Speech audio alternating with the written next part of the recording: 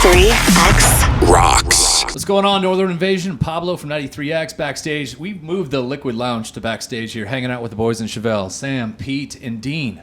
Hey, what's that? Hello. I like this. We should have like 5 mics. This is silly, but please bear with us a little bit. Thank you. You guys have got to be pretty chilly, right? I mean, it's cold out there today. No, we're fantastic. We're ready to play. You know, you like that? They're being positive, but inside they're ice cold.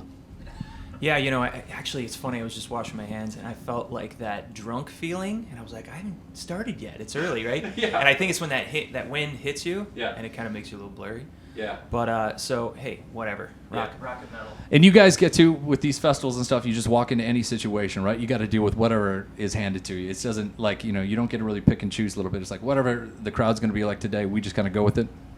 Yeah, pretty much. I mean, weather is what it is, unpredictable.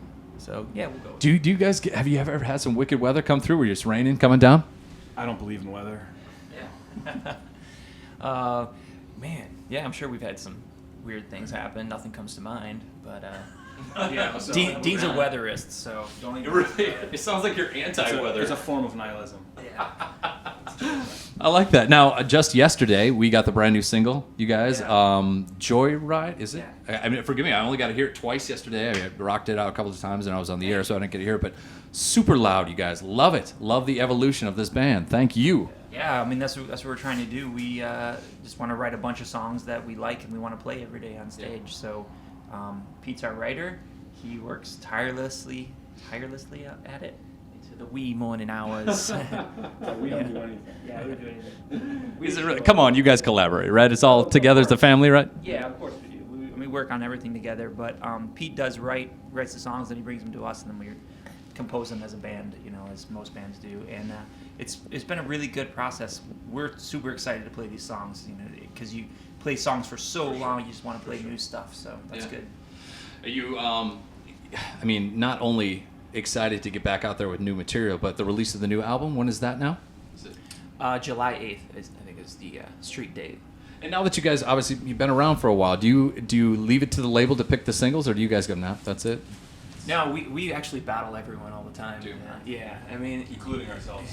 Really? we you know, we have a good feeling when we get close. Sure. You know, 10, 15 songs that we're gonna do. But ultimately, it comes down to just hashing it out and picking one, which is tough. It's not easy. I can imagine. I see a lot of times, you know, when bands go into the studio, they got all their working titles down. Do you guys do all that stuff too, man? And then it changes 50 times?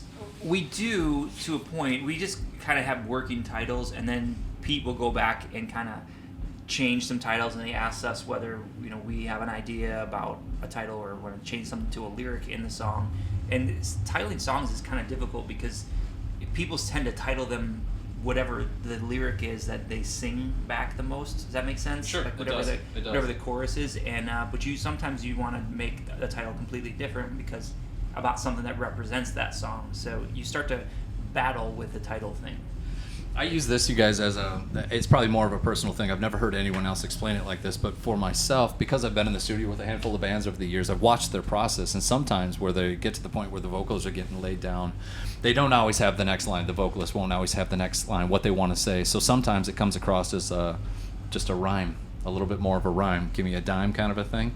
Do you ever find yourself doing that where it doesn't really have the meaning that you wanted it to have, you just needed the rhyme, you never needed the next line, so you just kind of found something because, this kind of works? And I hope you say no.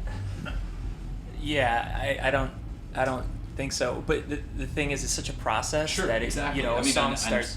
I mean, I started writing back in February of 15. So, I mean, it's usually just getting the melody down. So I don't know how exciting this is for people. You don't want to hear. Who cares? We're not going to talk about strippers and beer all the time. I mean, that gets boring too. Cake is exciting. Cake is exciting? Yeah, so like lyrics are like the icing on the cake, but the melody line is like the cardboard this cake sits on. It's like the protein. Yeah. Yeah, the protein. It's very important. I mean, you can't just pick a cake up. It's going to fall everywhere. Yeah. That's so true. Words of wisdom from Chevelle here at Northern Invasion. I like it. So obviously, I'm a Minnesota kid, and 93X Minneapolis, we're a rock station, but we all in Minnesota felt the loss of Prince. Any of you guys feel any of that? Were you influenced? Did you appreciate his music? Any of that? Yeah, I mean, I think that Prince influenced most music of today. there was so much stuff that he did and worked. It's just not even just his own songs, but things he worked on and everything. And I was never, when I was growing up, I was more into the punk scene and everything, which wasn't necessarily Prince, but you got it. You know, it was Prince. It was important and everything. And I keep going back to the Super Bowl thing, because that was like the coolest thing in the world. In the rain, as we were talking about playing in the rain and coming down, he just did it. He just did it. Yeah, and I don't follow really any sports, but I watched that, and I came away from that, and it was just like, he really is, you know, the living king of music right then. It was awesome, and it was cool to watch his career as it all happened, and it's a big loss. Did you feel the same? Did you have some of the similar emotions? Yeah, I think I gasped a little bit when I read, you know, he just didn't seem like, I just didn't think it wasn't like an age thing. It was like, I guess we don't know yet, but I didn't realize how many other songs he wrote too, you know, that other artists used. Sure. So that was fascinating. It's almost like, it's sad to find out all that cool shit that people do after they pass away, but yeah, I mean, amazing guitarist, Man, total amazing. shredder. Yeah.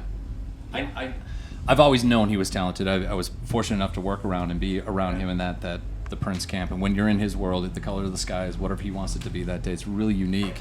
And but to watch him work when no one's looking, you know, that was really where the beauty was. Many times on stage he was Prince, but off stage he was Prince too. Yeah. And he would still just perform at such a high level. So Yeah, we actually had worked tight with his guitar tech.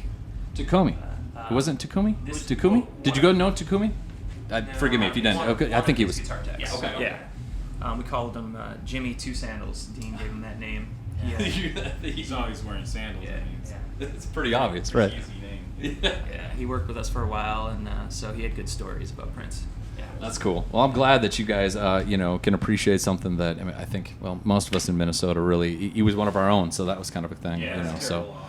yeah. So again, when you guys get out tonight, do you perform any of the new stuff? Do we hear a little bit? Do You you know, go that's like? funny because we've just been talking about playing Joyride, and we're like, well, it just came out. It doesn't even, like, Tuesday is when it kind of goes. Okay. And then we just found out that some people are already playing it, which is awesome. Yeah. You know, and we appreciate it. And we're Sure. like, well, we probably should have played it, but I'm not sure. but I'm not sure if we're gonna do it tonight or not. Wow, that's well. I guess it's old hat. I mean, meaning that you guys, it's already ingrained in your brain. It's part of Yeah. your DNA. So you could get out there and go, yeah, we doing this. Let's do it. It Oh, wouldn't yeah. be have to be part of a rehearsal thing. It'd be- Right. No, yeah, we could bang it out, but we're not sure yet. We'll Okay. see.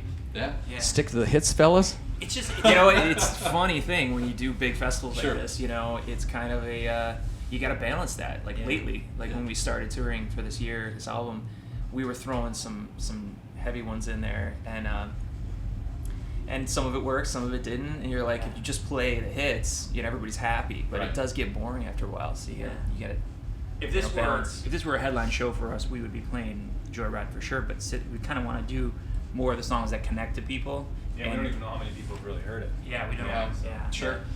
Correct me if I'm wrong. Did you guys ever open for Pearl Jam once? Did that happen before? Were you guys on tour with Pearl Jam? I don't know. It wasn't No? Pearl Jam. It was what's dudes from Pearl Jam. Oh, a side project Yeah. or something. The reason I ask, I swear I was at a show that I thought you guys, it was the opening act, and I remember watching, I going, think so. God, these guys are loud. Three dudes, and this is a wall of sound coming off. Where does that come from? Is that the guy at the board, or is it just what you guys got coming off those instruments? It's amazing. Yeah, it's our front of house guy. Come on.